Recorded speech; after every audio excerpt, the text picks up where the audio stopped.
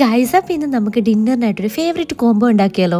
എന്താണ് ഈ favourite combo? കപ്പയും എല്ലും. ഓക്കെ, അപ്പോൾ നല്ല നെയ്യുള്ള ഇറച്ചി ഇട്ടിട്ടുണ്ട്, കൂട്ടത്തിൽ കുറച്ച് കപ്പയും കൂടെ കിട്ടിയിട്ടുണ്ട് കേട്ടോ. അപ്പോൾ നേരെ ഇറച്ചിയുടെ നെയ്യൊക്കെ കൊണ്ട് വലിച്ചൂരി കളഞ്ഞിട്ട് അത് നല്ല അടിപൊളിയായിട്ട് കഴുകിയ കൂറിലോട്ട് കയറ്റി കുറച്ച് സവോള അങ്ങോട്ട് അരിഞ്ഞിട്ട് ഉപ്പും മുളകും മഞ്ഞളും മല്ലിയും പിന്നെ ആ മീറ്റ് മസാല എല്ലാം കൂടി ഇട്ടിട്ട് ഇച്ചിരി എണ്ണയും കൂടി ഒഴിച്ച് നല്ല പോലെ അങ്ങ് തിരുമ്മി അടുപ്പിലോട്ട് അങ്ങ് കയറ്റി വെച്ചു കേട്ടോ.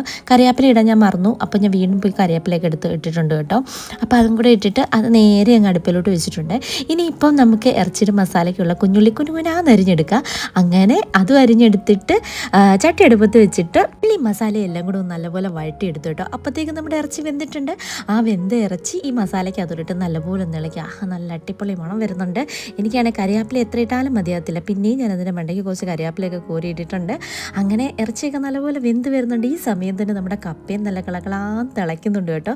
അപ്പോഴും ഞാൻ ഓർത്തി നമുക്ക് രണ്ടും കൂടെ അങ്ങ് മിക്സ് ചെയ്ത് ഇന്നൊരു കപ്പ ബിരിയാണി അങ്ങ് ഉണ്ടാക്കിയാലോ എന്ന് കേട്ടോ.